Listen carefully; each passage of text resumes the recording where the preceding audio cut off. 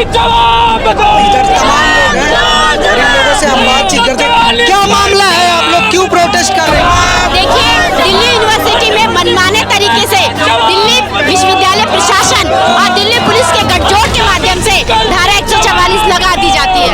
हम जब अपनी डिमांड्स लेके उनके पास गए तो उन्होंने बहुत ही मनमाने तरीके से पुलिस को पूरी छूट दे दी कि वो हमें उठाकर ले जाए, थाने में बंद कर दे या हमारे साथ मारपीट कर सके।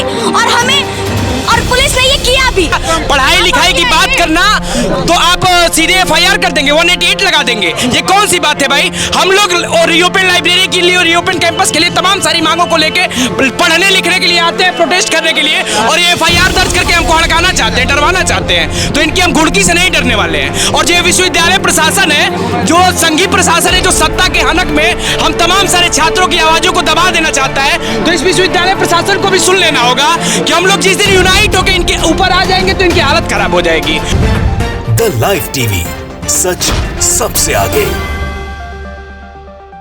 नमस्कार, मैं अनमोल प्रीतम और आप देख रहे हैं द लाइव टीवी। इस वक्त मैं देश के सबसे बड़े विश्वविद्यालय दिल्ली विश्वविद्यालय पर खड़ा हूं। आप देख सकते हैं कि दिल्ली विश्वविद्यालय में छात्रों का प्रोटेस्ट चल रहा है। छात्रों की क्या मांग है वो भी हम आपको बताएंगे, लेकिन आप देखिए कि यहाँ पर बड़ी संख्या में छात्र हैं और छात्रों से ज़्यादा संख्या में यहाँ पर फोर्स तैनात है। आप पहले एक बार देख लीजिए, पहले मैं व्यूज़ दिखा दूँ। आप देखिए इधर पैरामिलिट्री भी यहाँ पर मौजूद है और यूनिवर्सिटी के सामने छात्र अपनी मांगों को लेकर अपने विश्वविद्यालय में प्रदर्शन कर रहे हैं। तो यहाँ पर पैरामिलिट्री भी लगा दी गई है, ऐसा कि जैसे किसी और देश के नागरिक देश पर हमला करने आ गए हों।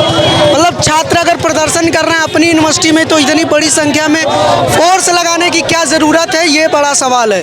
और आपको मैं दिखा दूँ कि यहाँ छात्रों से ज़्यादा पुलिस है। इतनी बड़ी संख्या में पुलिस क्यों है, ये तमाम आम सवाल हैं। इसका मतलब कहीं ना कहीं छात्र यहाँ पर हैं। अभी परीक्षा का टाइम है, एग्ज़ाम का टाइम है, लेकिन फिर भी छात्र आंदोलन करने के लिए मजबूर हैं। जानेंगे कि छात्र क्यों आंदोलन कर रहे हैं, उनकी क्या मांगे हैं। लेकिन थोड़ा स्थिति को मैं आपको दिखा रहा था। देखिए, बड़े से बड़े पुलिस के अधिकारी यहाँ पर आ रहे हैं। आप समझ सकते हैं कि ये सरकार और पुलिस छात्रों से कितना डरती है कि छात्रों के छोटे से आंदोलन में भी इतनी बड़ी संख्या में पुलिस और पैरामिलिट्री मौजूद है। तो आप इससे देश की हालत का अंदाज़ा लगाइए और ये जानिए। देखिए इधर लोग हैं, इधर तमाम लोग हैं और इन लोगों से हम बातचीत करते हैं। क्या मामला है, आप लोग क्यों प्रोटेस्ट कर रहे हैं? देखिए, दिल्ली यूनिवर्सिटी में मनमाने तरीके से दिल्ली विश्वविद्यालय प्रशासन और दिल्ली पुलिस के गठजोड़ के माध्यम से धारा 144 लगा दी जाती है।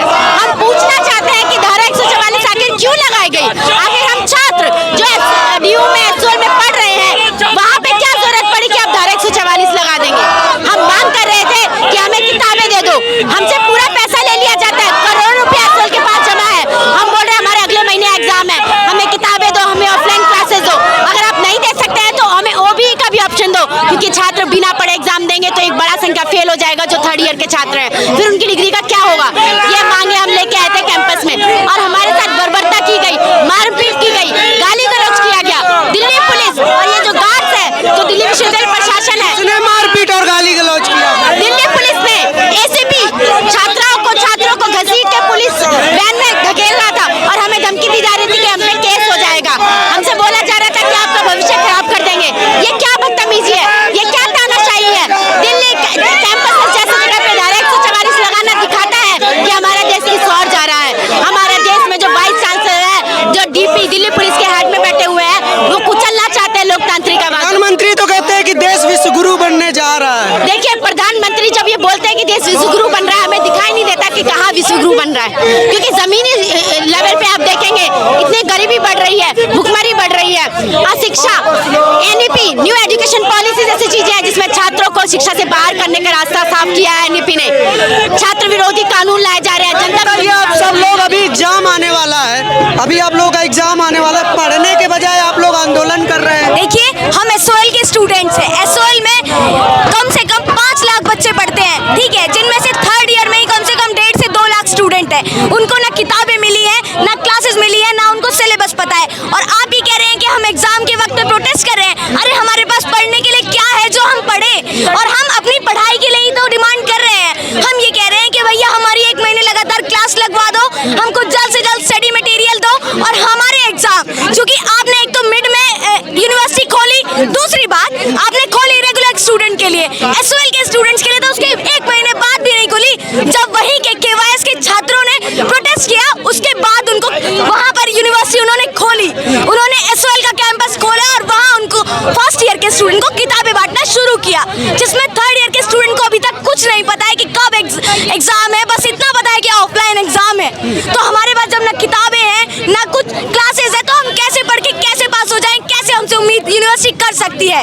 मास फेलियर होगा। क्या बोला वीसी ने, प्रशासन ने क्या बोला आप लोगों से जब आप लोगों ने ये डिमांड रखी? हम जब अपनी डिमांड्स लेके उनके पास गए तो उन्होंने बहुत ही मनमाने तरीके से पुलिस को पूरी छूट दे दी कि वो हमें उठाकर ले जाए, थाने में बंद कर दे या हमारे साथ मारपीट कर सके, और पुलिस ने ये किया भी।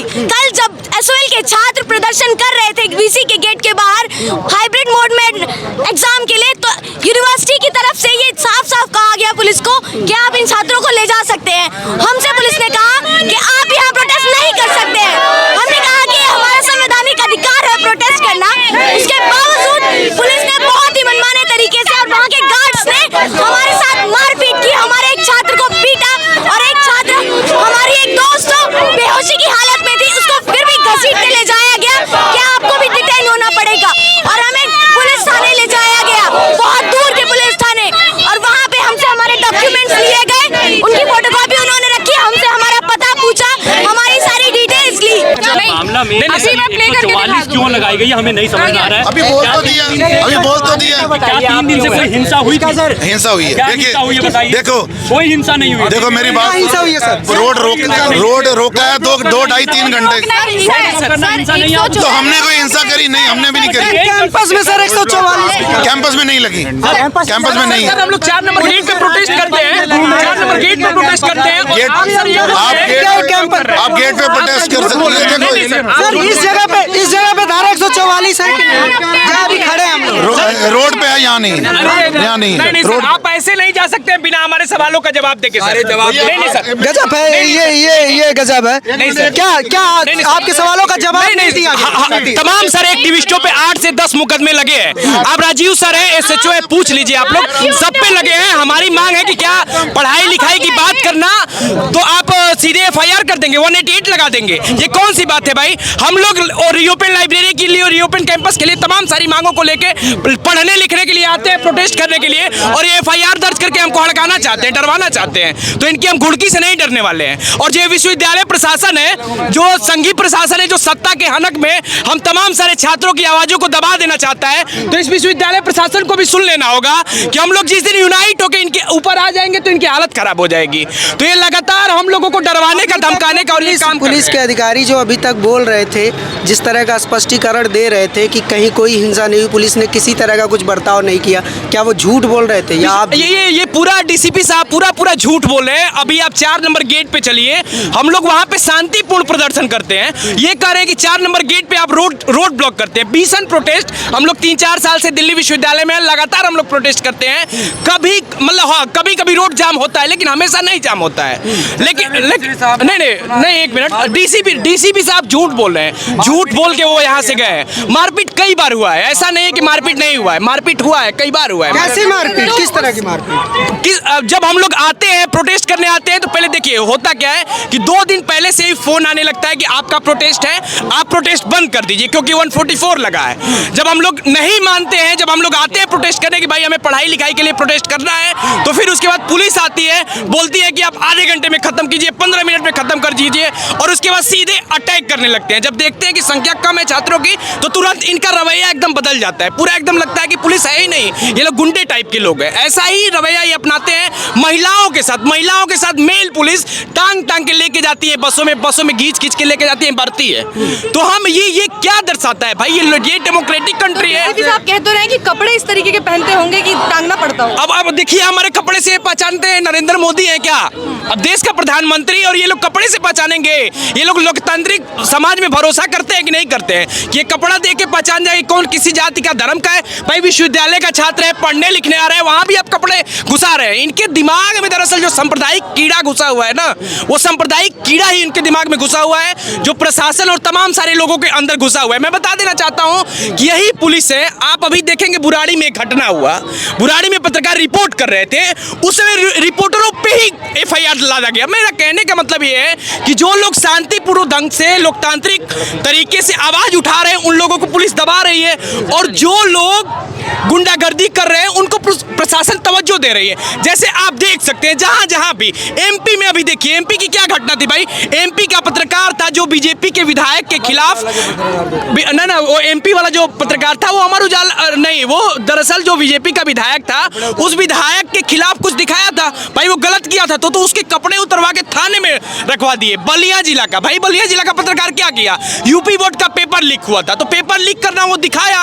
अब दिखाया तो वहां का जो डीएम साहब थे वो बोले कि भाई तुम सोर्स दिखाओ। जब वो भेज दिया तो उसी पत्रकार के ऊपर एफआईआर दर्ज किए और बोले कि भाई ये जो पत्रकार है ये उस पेपर लीक में सम्मिलित है। तो आप समझ सकते हैं कि जो ये पूरे देश के प्रशासन का जो पूरा रवैया है, ये रवैया किस तरीके का है कि जो लोग भी भाई पढ़ने लिखने की बात करेगा। बीसी साहब से कभी फेस ऑफ हुआ? बीसी साहब मिलते ही नहीं है। हम लोग तो चाहते हैं कि वाइस चांसलर साहब आए।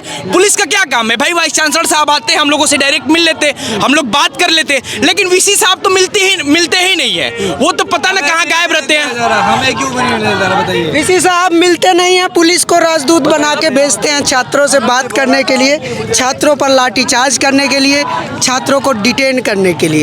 एक तरफ विश्व गुरु बनाने की बात हो रही है, दूसरी तरफ विश्व गुरु भारत में छात्रों पर लाठियां बरसाई जा रही हैं। छात्रों का आरोप है, लेकिन बड़ा आरोप ये है कि कैंपस जहां पर छात्र बैठते हैं, छात्र पढ़ते हैं, लिखते हैं और ज़रूरत पड़ती है तो आंदोलन भी करते हैं, कैंपस जैसी जगह पर भी धारा 144 लगाने की क्या ज़रूरत पड़ गई, ये सवाल तो अहम है। और अगर ये सवाल पूछा जा रहा है तो इस सवाल के पूछे जाने में कुछ गलत नहीं है, क्योंकि कैंपस में अगर छात्र नहीं घूमेंगे, कैंपस में विमर्श नहीं करेंगे, कैंपस में डिबेट नहीं करेंगे तो फिर कहाँ करेंगे। कैंपस जैसी जगहों पे धारा 144 लगाना बहुत ही अपने आप में तानाशाही भरा कदम है, और इसी के विरोध में छात्र यहाँ पर आंदोलन कर रहे हैं। छात्रों का कहना है कि उनके एग्ज़ाम आ गए हैं, विश्वविद्यालय ने एग्ज़ाम की घोषणा कर दी, लेकिन अभी तक क्लास नहीं लगाई है।